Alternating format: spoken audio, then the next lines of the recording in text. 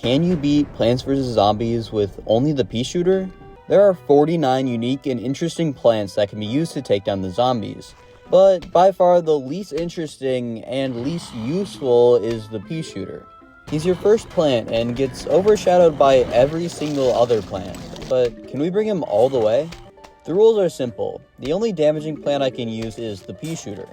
I can use sunflowers to make sun or walnuts to block the zombies, but the peashooter has to kill every one of the zombies.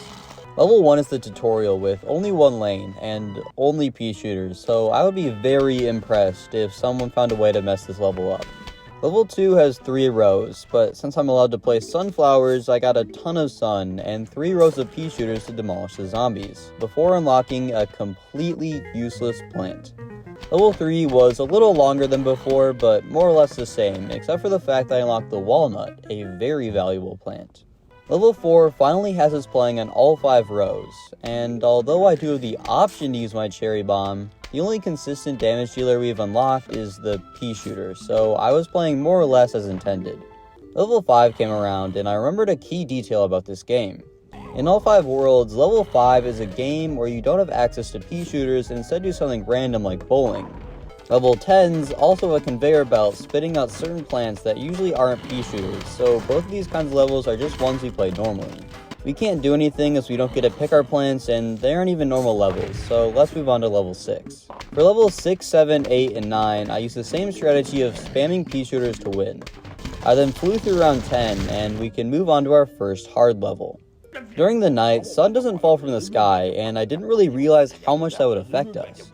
To get enough sun for a peashooter, I have to place down a lot of sunflowers first. And to do this, I can't kill the zombies as I just don't have the budget for it. I reset until I got a good enough RNG for 2 zombies to spawn in the same lane. I then tanked the lawnmower to get 4 sunflowers up.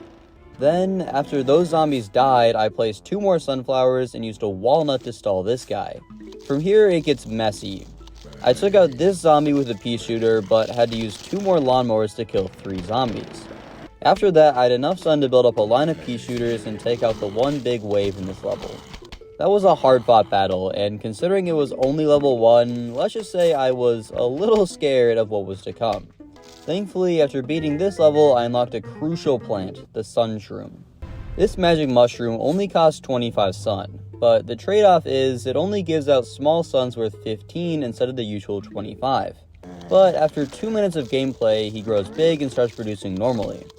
This might not seem big, but it's amazing.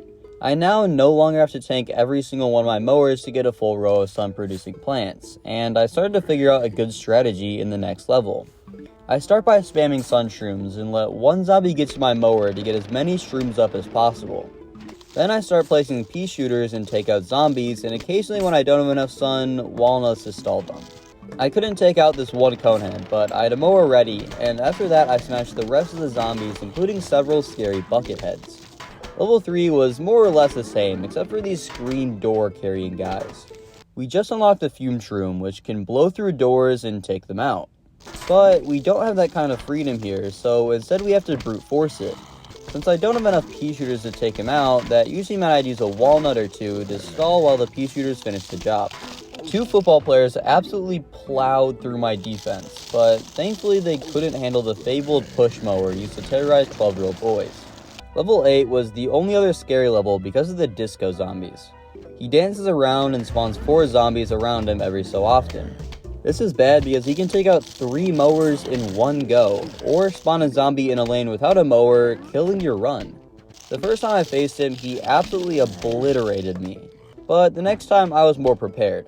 I placed a walnut which both stalls him and his minions and stacked peashooters to quickly take him out. If you're enjoying so far and want to see more videos like this every Monday, then make sure to subscribe. Thank you. After beating level 10, I got to move back into the daytime and into the backyard where things get even harder. Instead of 5 rows to defend, we now have 6 rows, and 2 of them are in water, meaning that we have a $25 fee to place any kind of plants there. But I'm not gonna lie, most of these levels were easy. With the addition of sun raining down from the sky, I'm just rolling in cash and usually get 4 or 5 lines of peashooters to tackle everything. The only thing worth mentioning is that I unlocked the torchwood. This plant doesn't do any damage, but it does turn peashooter's regular boring peas into flaming balls of mass destruction. I use this on the next stage and pour through zombies like never before. The next level also happened to unlock the tall nut, which is another banger plant. But even though we can fly through the daytime, night must follow, and it's brutal. We're still in the backyard and have to defend against 6 lanes, but this time we don't have extra sun and have fog obscuring our view. The fog isn't too bad on the first level, but it gets progressively worse as the levels go on and gives me less time in the beginning to know where to place pea shooters. Once I get a solid lineup, the rest of the level is easy, but up until then, it's a nightmare. For the rest of the levels, I essentially started the same way each time, by placing sun shrooms and sacrificing a mower for more sun production. I would then usually throw down a lantern at some point to see, but often it would immediately get eaten and I'd be plunged right back into darkness. But I would know where to place my first couple of pea shooters, and I'd work my way up from there. Level 3 is terrifying because of this rubber ducky. Look into its eyes. Those are the eyes of a psychopath. But slightly less scary is this child being held up by a balloon and a propeller hat. The only way to damage this kid is to use a cactus, which is banned, or use a mower, which he somehow falls into or something. I don't really know how it works, but I'm sure glad it does, or we would be screwed. Thankfully for me, there's only one of them in this level, and since I had 4 mowers left, I had a 4 in 6 chance to succeed and got it on my second try. The next level, however, has 4 balloons, meaning I would need perfect RNG, otherwise known as 4-6 times 3-6 times 2-6 times 1-6, which equals a 1 in 54 chance of succeeding. I got good RNG on the first 2, but when the third one spawned, he was in a no mower row, so I had to activate my secret weapon, the fan. I originally thought these guys just blew the balloons backwards a little bit and stalled for time, but apparently they blow them off the screen. In the rules, I said that only pea shooters are allowed to damage zombies, but if these guys are just blowing them to Timbuktu, I don't really see that being a problem. If you're an ultimate purist and want to spend 6 hours of your Saturday grinding away at like 3 levels, be my guest. But I'm counting this and moving on. Level 6 introduces one more new type of zombie, the miner, but he's easy to take care of. He moves slowly and goes backwards, so I just replace the sun troops with pea shooters and give him back shots. Level 9 had some very strong zombies and I lost a couple of times on it, but eventually beat it and moved on to the final 10 stages on the roof. Something funny about the roof is it's at an angle, and that means that pea shooters will shoot directly into the floor if placed on the slanted part, which effectively makes this entire area useless to us. If you place pea shooters on the top row, they can shoot out, but this makes our battlefield quite a bit more scrunched. Since we're on the roof, we also have to put our plants in these pots filled with soil, which effectively makes every plant cost an extra 25 sun. In this first level, we start out with 5 rows, as we haven't unlocked the pot yet, but in later levels, we only start out with 3 rows and have to build our own stuff. For the first level, I did struggle a bit, and several pots were eaten, but then I made my way into level 2, where things start to deteriorate even more. Since we're so close to the zombies, it means I have less time to do damage and quickly had to throw up plan B and plan C whenever hard zombies arrived. It also meant I had to use a lot more walnuts and tall nuts. Since I have both, it makes the long cooldown a lot better, but I still have to wait a while for them to recharge. There's also the stupid dad zombies coming from Home Depot with their flannel, hammer, and ladder ready to destroy my hopes and dreams. Even on tall nuts, which I thought couldn't be climbed over, were able to be climbed over. Look at this. The zombie climbs halfway up and then goes down into the tall nut. What is this? But after trying for a long time, I figured out my somewhat consistent strat to take on these levels. I would first build up a row of pea shooters and use walnuts and tall nuts to keep any cone heads or bucket heads at bay. And after building 2 rows, I would build a line of torchwoods to exponentially increase damage and then throw some nuts in front of them to protect them.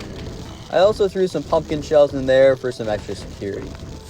I still had a lot of problems, and especially when these stupid bungee zombies decided to drop down and just put zombies past my defense, I got a little mad. But I pushed through until level 8. I wasn't paying attention to the preview of the types of zombies that would be coming at me, and so when this hulking beast of a zombie lumbered out, I was completely unprepared, and he smashed through my entire defense. But despite the fact that he's big enough to build a lamppost as a hammer, he still crumbles this knockoff Roomba. Also, if this is a lamppost, then how big is this house? Are giants living here? There's another gargantuan in the final wave, but he spawned in a different lane and got eaten by another Roomba. Level 9 is the final level we have to worry about, and it's 3 waves of pain. I tried to stick with the strategy I developed, but there were constant zombies breaching my defense and almost killing me. My main focus in the beginning, though, was just to save the roof cleaners for the final wave. I knew that I would not be able to take out a gargantuan and need as many roof cleaners as possible for the best chance of survival.